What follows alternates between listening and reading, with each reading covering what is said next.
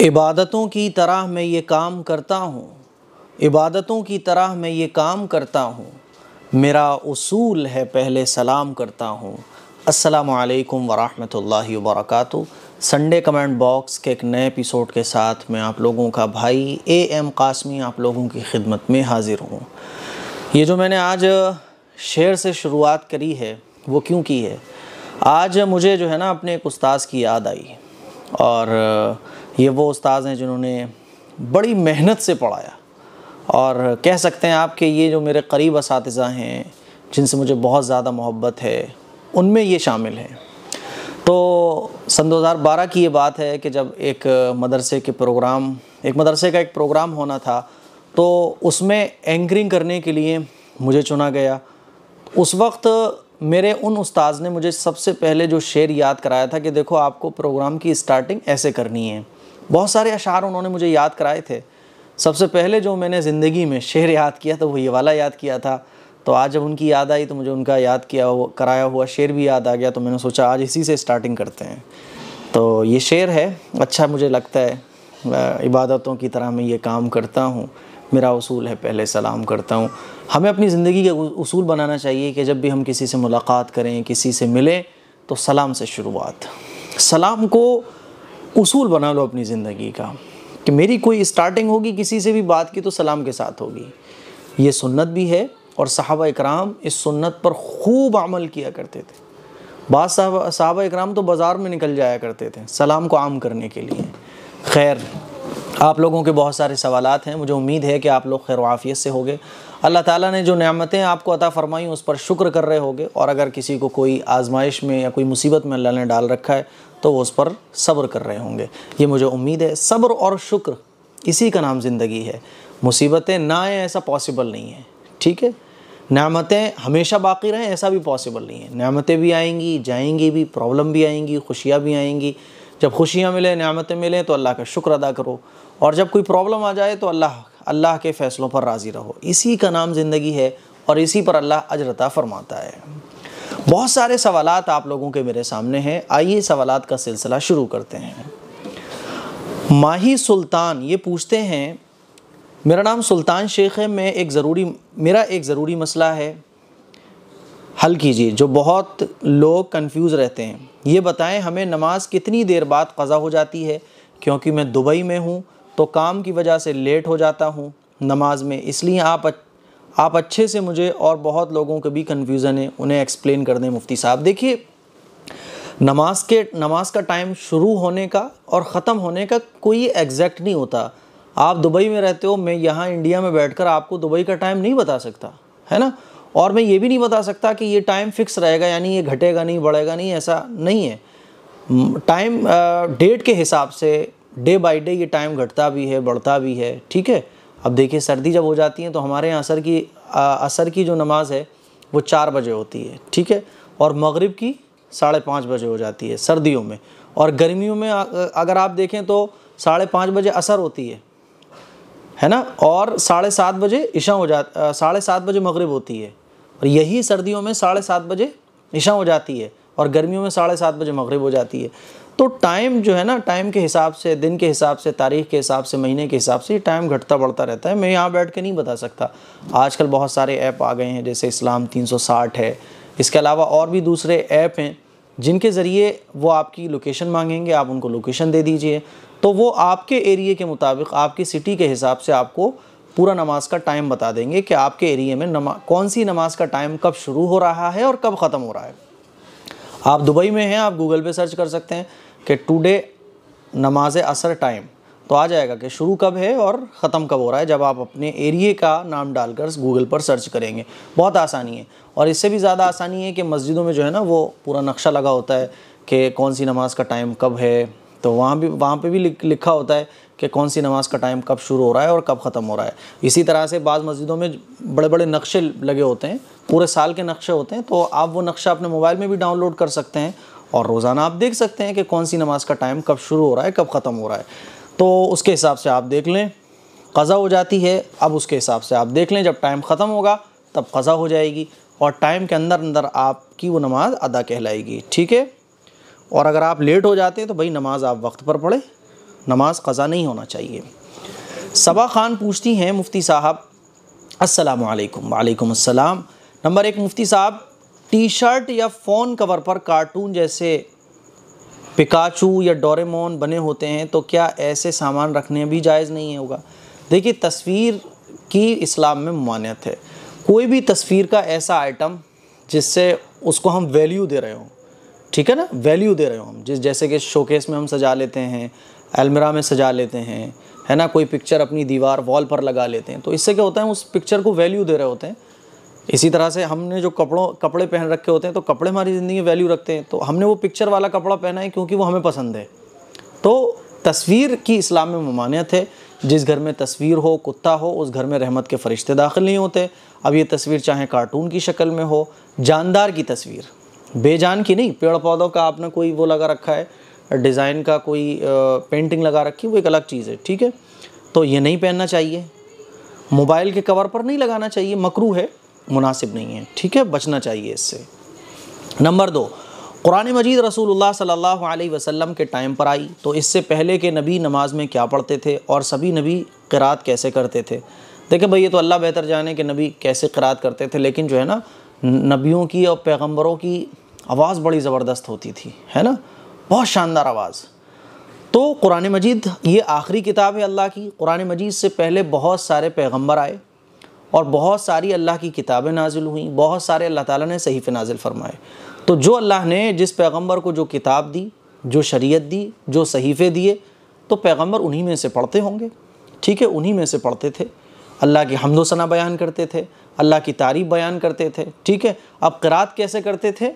بھائی جیسے ہم قرآن مجید کی قرات کرتے ہیں، ایسے ہی اللہ اس وقت جو پیغمبروں پر کتاب نازل فرماتا تھا، پیغمبر اس کی بھی قرات کرتے تھے، اچھی آواز میں پڑھتے تھے، ٹھیک ہے نا۔ نمبر 3، جیسے کہ حضرت ابراہیم علیہ السلام نے جو دعائیں مانگی ہیں، ہے نا، اللہ تعالیٰ نے قرآن مجید میں ان کو بیان کیا ہے عربک میں، ٹھیک ہے۔ اسی طرح سے پہلے پیغمبروں کے بہت سارے واقعات، اللہ کی وہ کیسے حمد و ثنا بیان کرتے تھے، بہت ساری چیزیں قرآن مجید میں بیان کی گئی ہیں۔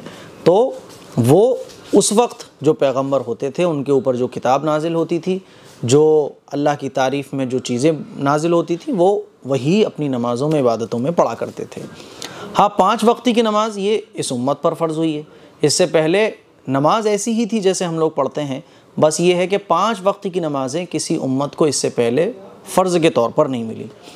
نمبر 3، رات میں سنت کے مطابق کیا کیا پڑھ کے سونا چاہیے؟ دیکھیے، رات میں سنت کے مطابق پڑھنے کی جو بات ہے، تو رات میں جو سونا چاہیے تو وضو کر کے سونا چاہیے، سیدھی کروٹ پر سونا چاہیے، ٹھیک ہے نا، ذکر کرتے ہوئے سونا چاہیے، سورہ ملک پڑھ کر سونا چاہیے، یہ سنت ہے۔ آیت الکرسی پڑھ کر سوئیں آپ، اور بھی بہت ساری مسنون دعائیں ہیں، مسنون چیزیں ہیں جو پڑھنا چاہیے۔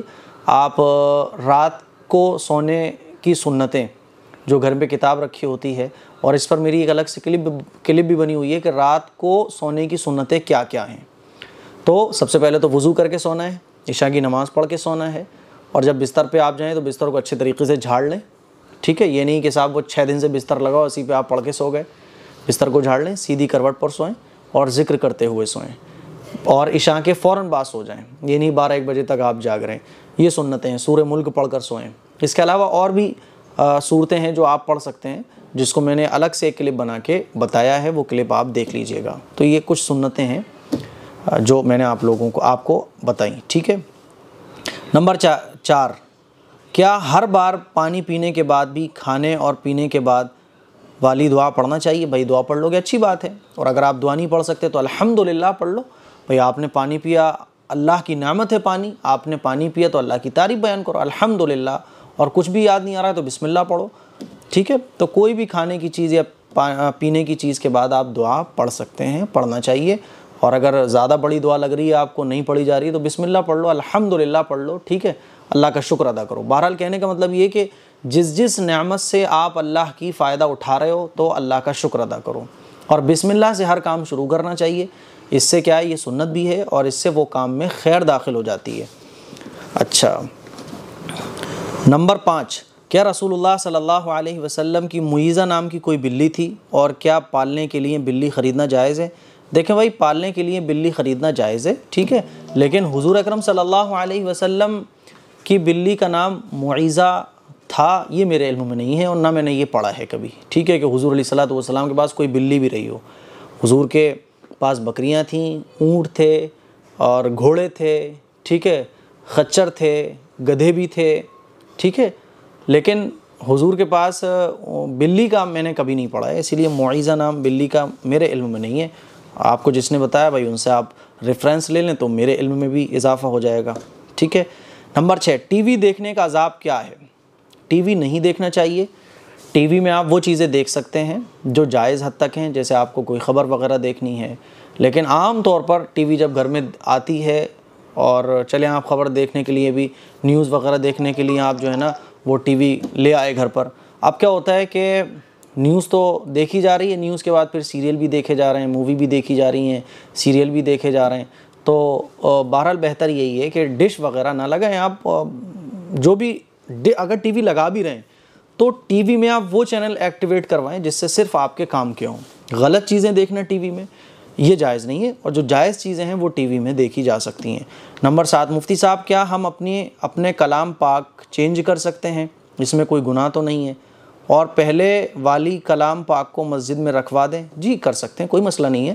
آپ چاہتے ہیں کہ یہ قرآن مجید مسجد میں رکھوا دیں اور آپ نیا لے لو تو رکھ سکتے ہیں، کوئی مسئلہ نہیں ہے، کسی کو دے بھی سکتے ہو آپ، ٹھیک ہے، جائز ہے۔ ثاقبہ خاتون پوچھتی ہیں مفتی صاحب میری نند کی بچی پیدا ہوئی پھر وفات پاک ہو گئی، اس سے میری نند عصر کے بعد سے مغرب تک روزہ رکھتی ہیں، کیا یہ صحیح ہے یا غلط ہے؟ بتائیں۔ یہ پتہ نہیں کہاں سے نکلا ہے، لوگوں میں یہ چلتا ہے کہ کسی کا اگر چھوٹا بچہ انتقال کر جاتا ہے تو وہ عصر سے لے کے مغرب تک کا روزہ رکھتے ہیں، بے اصل ہے، اس کی کوئی اصل شریعت میں نہیں ہے، نہ ایسا کوئی روزہ ہوتا ہے۔ اور یہ سمجھنا کہ عصر سے مغرب کا اگر روزہ نہیں رکھیں گے تو بچے اوپر بھوکے رہیں گے، یہ بالکل بے وقوفوں والی باتیں ہیں، ٹھیک ہے۔ وہ اللہ کے آئیں، حضرت ابراہیم علیہ السلام ان کی پرورش کر رہے ہیں، آپ سے بہترین جگہ پہ وہ چلے گئے۔ حضرت ابراہیم علیہ السلام ان کی پرورش کرتے ہیں جو چھوٹے بچے انتقال کر جاتے ہیں، تو ایسا کچھ بھی نہیں ہے، عصر سے مغرب تک کا کوئی روزہ نہیں ہوتا ہے، ٹھیک ہے۔ یہ بے اصل باتیں ہیں، شریعت سے اس کا کوئی ثبوت نہیں ہے۔ فاطمہ خان مفتی صاحب میرا سوال ہے، مجھے میک اپ کرنا نہیں پسند ہے۔ کمال ہے بھائی، کیسی لڑکی ہیں آپ، میک اپ کرنا پسند ہے؟ اچھی بات ہے، نہیں پسند ہے تو۔ اچھا ایک بات اور بھی میں آپ کو بتاؤں، دیکھیں سجنا سورنا سنگار کرنا یہ عورتوں کی فطرت میں ہوتا ہے، ٹھیک ہے، عورتوں کی فطرت ہوتی ہے، اسی لیے آپ نے دیکھا ہوگا عورتوں کو سجنے سورنے میں بڑا انٹرسٹ ہوتا ہے، تو عورتوں کی فطرت ہے اور عورتوں کو سجنا سورنا بھی چاہیے۔ اسی لیے اللہ کے نبی صلی اللہ علیہ وسلم کے زمانے میں عورتیں مہندی بھی لگایا کرتی تھیں، ناک کان بھی چھدوا لیا کرتی تھیں۔ عورتوں کے لیے سجنا سورنا یہ ان کی فطرت میں داخل ہے، تو سجنا سورنا کوئی برا نہیں ہے۔ ہاں اس سجنے سورنے میں حد سے آگے بڑھ جانا کہ صاحب اب 4 گھنٹے پارلر میں جا کے تیار ہو رہی ہیں، ٹھیک ہے، اب صاحب وہ 6 گھنٹے بالوں میں خرچ ہو رہے ہیں، نہ نماز کا پتہ، نہ دین کا پتہ، نہ اپنی زندگی کے مقصد کا پتہ، بس صبح سے شام تک سجنے سورنے میں لگے ہوئے ہیں۔ صاحب مجھے کیسی ڈریس پہننی ہے، مجھے کیسے سجنا ہے، مجھے کیسے سنورنا ہے، یہ غلط ہے نا۔ اور سجنے سنورنے سے بالکل پرہیز، گندی سندی میلی کچیلی، نہ صفائی ستھرائی کا پتہ، نہ کسی کا پتہ، ہے نا، تو یہ بھی غلط ہے، درمیانی راستہ۔ میک اپ کا سامان خریدی، میری پڑوس کی لڑکیاں کہتی ہیں کہ تمہیں تمہاری شادی میں میک اپ کرنا پڑے گا، نہیں چاہو گی تو بھی کرنا پڑے گا، کہتے ہیں ضروری ہے۔ دیکھو میک اپ اس لیے کیا جاتا ہے کیونکہ بھئی آپ کی شادی ہو رہی ہے، بھئی ادھر شوہر سج رہا ہے، ادھر بیوی سجے گی، تو میاں بیوی جتنا سجیں گے سوریں گے خوبصورت دکھیں گے، ہے نا، تو اتنا میاں بیوی ایک دوسرے سے اٹریکٹ بھی ہوں گے، اتنا ایک دوسرے طبیعت لگے گی، ہے نا۔ اسی لیے دلہن بنایا جاتا ہے، بھئی جتنا اچھی دلہن ہوگی ہسبینڈ کو اتنی اچھی لگے گی، جتنا ہسبینڈ اچھا ہوگا اتنا بیوی کو اچھا لگے گا، کیونکہ یہ فیکٹ ہے کہ مرد عورت ایک دوسرے کی طرف اٹریکٹ ہوتے ہیں، اور ہماری پرسنالٹی جتنی اچھی ہوگی ہم سامنے والے کو اتنا زیادہ اچھے لگیں گے۔ اسی لیے شوہر بیوی کے لیے اچھا بنے، بیوی شوہر کے لیے اچھی بنے، اس کے لیے جو جائز راستے شریعت نے بتائے وہ بھی اختیار کیے جا سکتے ہیں، اچھی ڈریس پہننا، اچھی چیزیں لگانا، اچھی چیزیں یوز کرنا جس سے آپ خوبصورت نظر آئیں۔ اسی لیے بھیا شادی میں میک اپ کیا جاتا ہے، ٹھیک ہے، میک اپ کر سکتے ہیں، نو پرابلم۔ اتنا زیادہ میک اپ کرنا کہ آپ کی نمازیں بھی چھوٹ رہی ہیں، دین کا جو لیول ہے وہ بھی آپ پار کر گئی ہیں، ناجائز جائز کچھ پتہ نہیں ہے، بس سجنا ہے، وہ غلط ہے۔ میرا مطلب ہے کہ کسی کے کہنے کو انکار کرنا، ان کا کہنا نہیں ماننا، اس میں کوئی گناہ تو نہیں ہے۔ دیکھو ایک حد تک سج سکتی ہو آپ، جب آپ دلہن بنو گی، شادی ہوگی آپ کی، تو لوگ آپ کو سجائیں گے بھائی، تو کیا دقت ہے، سج لینا، ٹھیک ہے، لیکن نمازیں نہیں چھوڑنی ہیں اور سجنا ہے، کیونکہ بھئی آپ شادی ہو رہی ہے آپ کی۔ جیسے ایک لڑکی کا دل ہوتا ہے کہ میرا ہسبینڈ اچھے سے میرے سے ملے، اچھے سے مطلب پرسنالٹی اس کی اچھی ہو، وہ بائی لکنگ بھی اچھا ہو، ہے نا، بائی لک بھی اچھا ہو، بائی فیس بھی اچھا ہو، بائی نیچر بھی اچھا ہو۔ ایسے ہی ایک ہسبینڈ بھی یہ امید رکھتا ہے کہ اس کی جو بیوی دلہن آ رہی ہے وہ اچھی ہونا چاہیے، اور آپ کی ڈریس، آپ کا رکھ رکھاؤ، آپ کا رہنے سہنے کا طریقہ، یہ آپ کی خوبصورتی میں 4 چاند لگا دیتا ہے۔ اسی لیے جو جائز حد ہے اس حد تک آپ سج سنور سکتی ہیں۔ بالکل سجنے سنورنے سے انکار کرنا کہ کریم بھی نہیں لگا رہی، پاؤڈر بھی نہیں لگا رہی، تو بھئی یہ تو تھوڑا سا زیادہ ہو جاتا ہے، اسی لیے تھوڑا سا کریم پاؤڈر لگا لو، کوئی مسئلہ نہیں ہے نا۔ دین منع نہیں کرتا، دین ہمیں شوق پورے کرنے سے بھی منع نہیں کرتا۔ اسلام ہمیں یہ نہیں بولتا کہ آپ اپنی خواہشیں پوری مت کرو، آپ سجو سورو مت، آپ اچھا کھاؤ مت، اچھا پہنو مت۔ اسلام یہ کہتا ہے دیکھو جیسے ہم نے بتایا ہے ویسا کر لو، بس شریعت کے دائرے میں رہتے ہوئے آپ خوب سجو، خوب سورو، ٹھیک ہے، لیکن اللہ کا حکم نہیں ٹوٹنا چاہیے، بس سمپل ہے۔ اسلم شیخ پوچھتے ہیں، مفتی صاحب میں اور میری وائف آپ کا ہر ایپیسوڈ دیکھتے ہیں، جزاکم اللہ، اللہ آپ کو اور آپ کی پوری فیملی کو خوش رکھے، اور ہم ممبئی سے ہیں، بہت جلد میں ممبئی آنے والا ہوں، آپ سے ملاقات بھی کر لیں گے، چلیں بہت اچھی بات آپ نے بتائی۔ تو اپنا ایڈریس مجھے سینڈ کیجیے گا askam.qasmi@gmail.com پر۔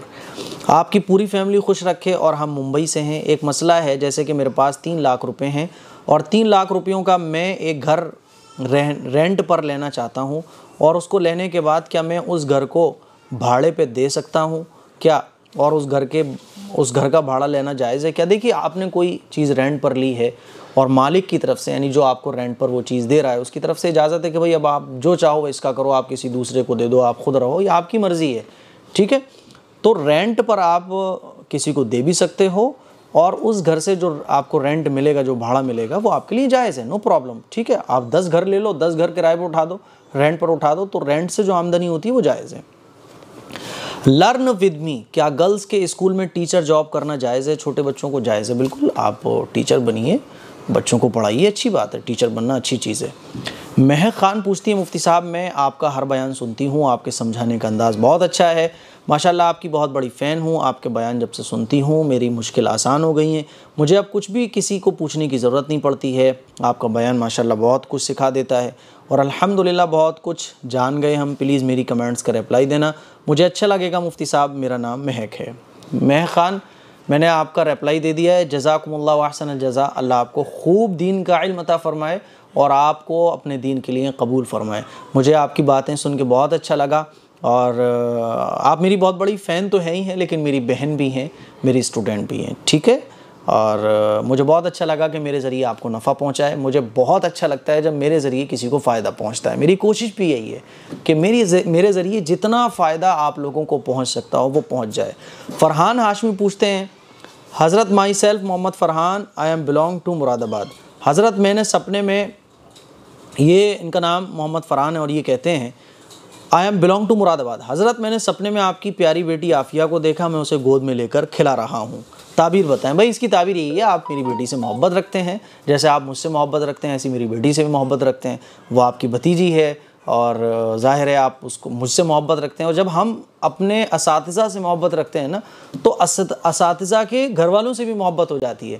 میرے جو استاذ تھے، جو میرے استاذ ہیں جنہوں نے مجھے حفظ کرایا ہے، تو جب ہم چھوٹے چھوٹے تھے تو اپنے استاذ کی ہر چیز سے محبت ہوتی تھی، یہاں تک کہ ہمارے استاذ کے داڑھی کے بال ٹوٹ کر گر جاتے تھے تو ہم وہ بھی اٹھا کے رکھ لیا کرتے تھے، نہیں مفتی صاحب، ہمارے مفتی صاحب کے داڑھی کے بال ہیں، ہے نا۔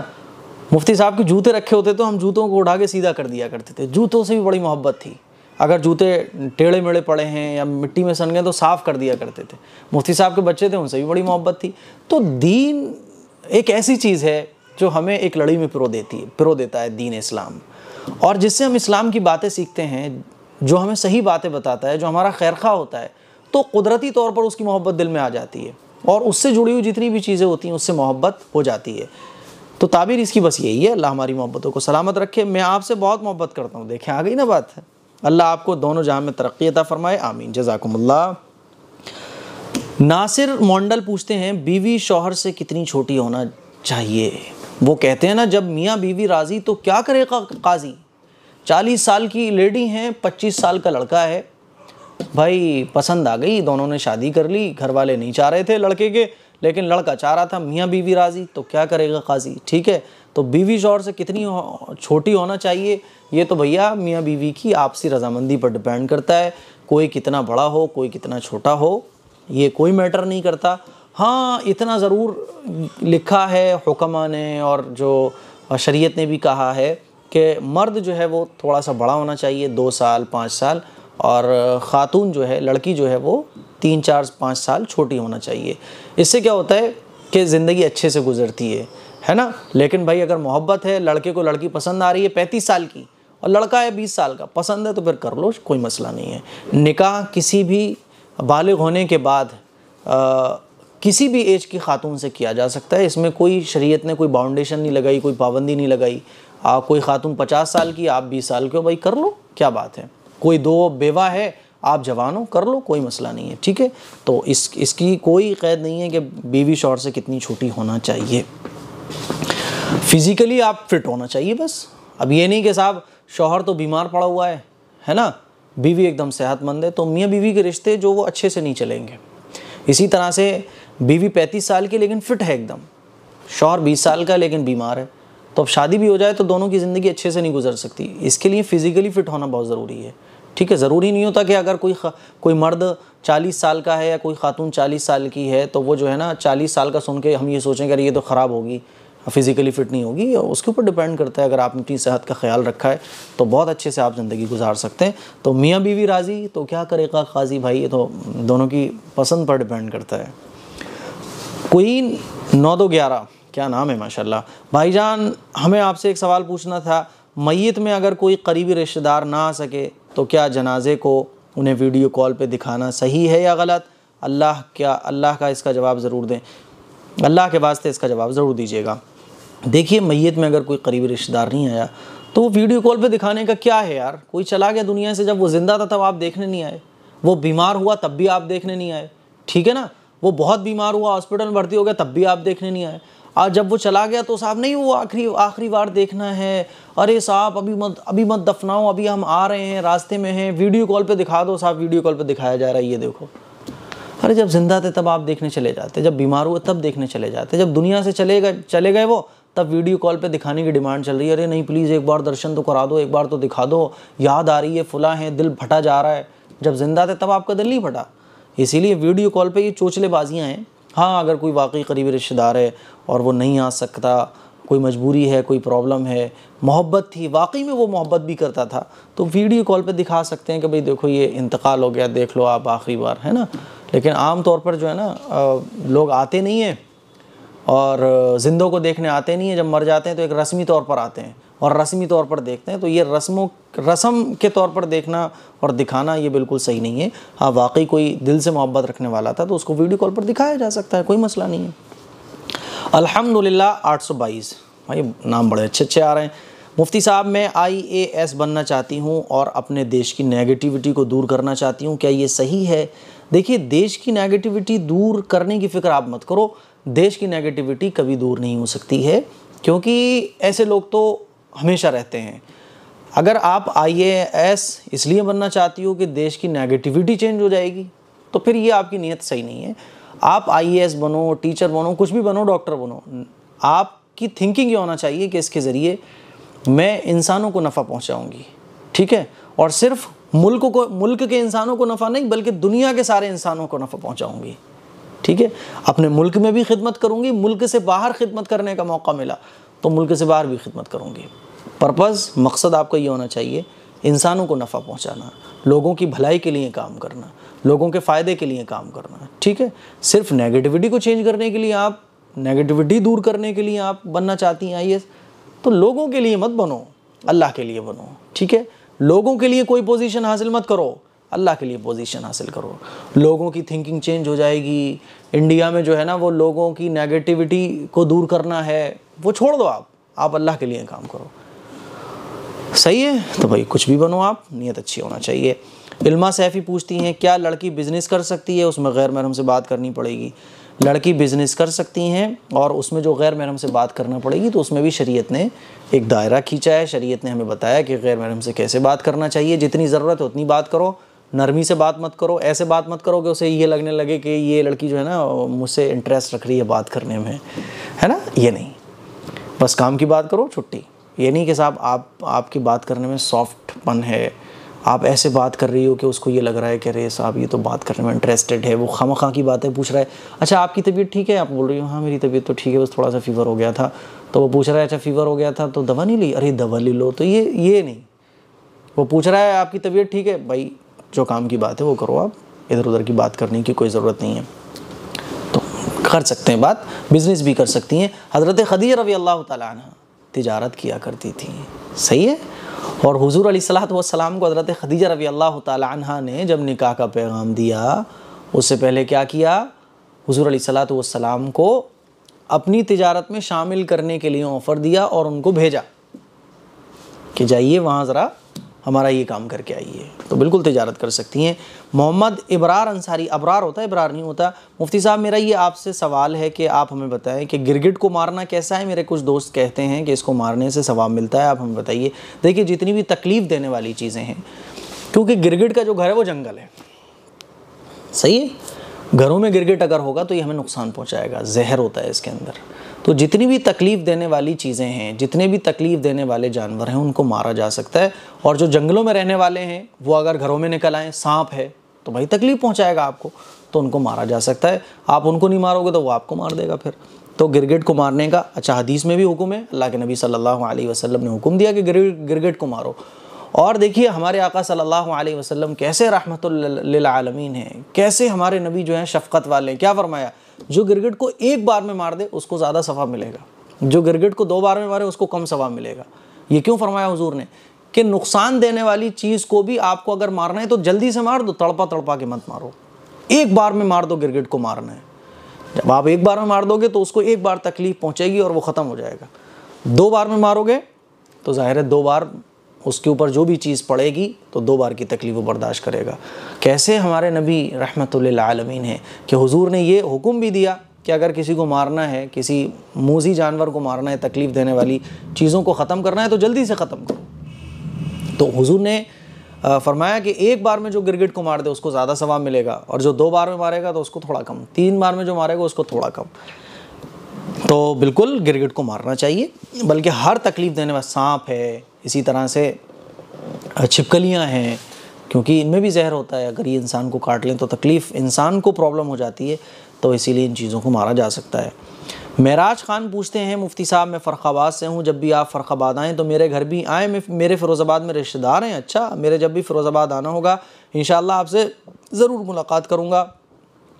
آپ سبھی سوالوں کا جواب بہت ہی اچھی طرح سے دیتے ہیں. اللہ ہم سب کی عبادتوں کو قبول فرمائے, آمین. بالکل میں فرخ آباد جب آؤں گا تو آپ کے یہاں ضرور آؤں گا. مجھے آپ اپنا کانٹیکٹ نمبر askam.qasmi@gmail.com پر ضرور سینڈ کیجیے گا. نمبر 1, میرے کچھ سوال ہیں. نماز میں دنیاوی خیال بہت آتے ہیں, اس وجہ سے کبھی کبھی لگتا ہے میری نماز پڑھنے کا کوئی فائدہ نہیں ہے, ایسی نماز تو قبول ہی نہیں ہوگی, مجھے کیا کرنا چاہیے؟ یہ جو خیال آ رہا ہے یہ خیال شیطانی ہے, کیونکہ شیطان یہ نہیں چاہتا کہ آپ نماز پڑھو. اب وہ یہ تو کہے گا نہیں کہ نماز مت پڑھو, تو آپ سمجھ جاؤ گے کہ یہ تو شیطانی خیال ہے. وہ دماغ میں کیا ڈال رہا ہے؟ وہ یہ ڈال رہا ہے کہ ایسی نمازوں سے کیا فائدہ ہے جس میں غلط خیالات آ رہے ہیں. تو وہ آپ کو ایسے اللہ کی عبادت سے دور کر رہا ہے, تو یہ خیال شیطانی ہے. دیکھو نماز کے اندر ایک تو وہ خیالات ہوتے ہیں جو ہم لانا نہیں چاہتے, وہ خود بخود آتے ہیں تو وہ معاف ہیں, اور ایک وہ خیالات ہوتے ہیں جو ہم لاتے ہیں اور ان خیالات کو زبردستی لاتے ہیں. تو ایسے خیالات گناہ ہیں اور ایسے خیالات نہیں لانا چاہیے, اور جو خیالات خود بخود آ جائیں وہ معاف ہوتے ہیں, اسی لیے پریشان ہونے کی کوئی ضرورت نہیں ہے. نمبر 2, واٹس ایپ پر لوگ جمعہ مبارک کے میسیج بھیجتے ہیں, کیا جمعہ مبارک کہنا یا اس کا جواب دینا صحیح ہے؟ دیکھیے جمعہ مبارک کہنا یہ کوئی مصنوع نہیں ہے, ویسے ہی آپ دعا کے طور پر کہہ سکتے ہو جمعہ مبارک ہو, ٹھیک ہے, لیکن اس کو عادت نہیں بنانا چاہیے, اس کو سنت نہیں سمجھنا چاہیے, اس کو ضروری نہیں سمجھنا چاہیے. نمبر 3, بچوں کو نظر لگی ہونے کا اندیشہ ہونے پر لال مرچی سے نظر اتارنا کیسا ہے؟ جائز ہے, اتار سکتے ہیں, لیکن بہتر یہی ہے کہ مسنون جو دعائیں ہیں نظر اتارنے کے لیے ان دعاؤں کو پڑھ کر آپ اپنے بچوں پر دم کریں, جیسے دونوں قل اعوذ برب الفلق اور قل اعوذ برب الناس. اسماء ایلش پوچھتی ہیں مفتی صاحب مجھے یہ جاننا ہے کہ میں پارلر چلاتی ہوں، کیا یہ غلط کر رہی ہوں؟ مگر میں لیڈیز پارلر چلاتی ہوں۔ لیڈیز پارلر چلانا جائز ہے، کوئی مسئلہ نہیں ہے۔ میں باہر جاتی ہوں، پورے نقاب میں جاتی ہوں اور ایسے ہی آنا ہوتا ہے، پر مجھے معلوم کرنا ہے کہ یہ پارلر چلانا کوئی غلط تو نہیں ہے؟ نہیں، جو غلط کام ہے وہ غلط ہے۔ اگر آپ لیڈیز پارلر چلاتی ہیں تو دلہن آتی ہوں گی، لوگ پروگرام میں جانے کے لیے سجنے آتے ہوں گے تو جائز ہے۔ ماشاءاللہ آپ ہماری بہنوں کے لیے آپ تو آئیڈیل ہیں، ہے نا؟ نقاب میں، برقعے میں، شریعت کے دائرے میں رہتے ہو، کیا نہیں کر سکتی ہماری بہنیں؟ دیکھیں ماشاءاللہ اسماء ایلش کیسی زبردست ہماری بہنیں، ہے نا؟ ماشاءاللہ پارلر بھی چلاتی ہیں، نقاب، پردہ، نماز سب چیزوں کا اہتمام بھی کرتی ہیں، بہت اچھی بات ہے، اللہ آپ کو خوب ترقی عطا فرمائے۔ شاہد انور پوچھتے ہیں اگر کوئی میت کے قریب جاتا ہے تو ایسے میں تعویذ کا اثر ختم ہو جاتا ہے؟ پلیز جواب دیں۔ تعویذ کا اثر میت کے پاس جانے سے ختم کیوں ہوگا؟ ٹھیک ہے، تعویذ کیا ہے؟ تعویذ کیسا تعویذ؟ تعویذ اگر آپ نے کوئی قرآن مجید کی آیت پڑھ کر باندھ رکھا ہے تعویذ کے طور پر تو وہ تو اثر میت کے پاس جانے سے کیوں ختم ہوگا؟ آپ کی بات سمجھ سے باہر ہے۔ محمد عارش، مفتی صاحب میں انڈیا سے ہوں اور میں پہلے سنگر تھا، الحمدللہ اب میں صحیح راستے پر ہوں، پر میرے مسئلہ یہ ہے کہ میری کچھ گانے ابھی بھی سوشل میڈیا پر موجود ہیں اور میں اسے چاہ کر بھی نہیں ہٹا سکتا، تو کیا اس کا گناہ مجھے ملتا رہے گا؟ اگر ملتا رہے گا تو مجھے کیا کرنا چاہیے؟ محمد عارش صاحب بہت بہت مبارکباد آپ کو کہ آپ نے غلط راستے کو چھوڑا اور ایک صحیح راستہ آپ نے اختیار کیا، بہت بہت مبارکباد۔ آپ آئیڈیل ہیں ان لوگوں کے لیے جو آپ ہی کے جیسے آپ پہلے تھے ویسے اب وہ ہیں، اور غلط راستے انہوں نے چن رکھے ہیں، انہیں اپنی زندگی کا پتہ نہیں، آپ آئیڈیل ہیں۔ میں چاہوں گا کہ آپ مجھے اپنی پوری اسٹوری سنائیں، میں چاہوں گا آپ سے بات کرنا، میں چاہوں گا آپ سے بہت کچھ پوچھنا، تاکہ آپ جیسے نہ جانے کتنے لوگوں کے اوپر آپ کی باتوں کا اثر ہو اور وہ بھی اپنی لائف چینج کر لیں۔ آپ مجھے میل کیجیے گا askam.qasmi@gmail.com پر۔ رہی بات کہ آپ نے توبہ کرنے کے بعد جو چیزیں ڈیلیٹ کر سکتے تھے وہ آپ نے کر دی، اب وہ چیزیں رہ گئی ہیں جو ڈیلیٹ کرنا آپ کے بس میں ہی نہیں ہے، تو کوئی دقت نہیں ہے، لا یکلف اللہ نفسا الا وسعها۔ توبہ کرنے کے بعد آپ نے توبہ کر لی، جو آپ سے ہو سکتا تھا وہ آپ نے کر لیا، اب جو بھی کچھ ہو رہا ہے اس کا گناہ آپ پر نہیں ہوگا، ٹھیک ہے؟ اسی لیے آپ پریشان بالکل نہ ہو۔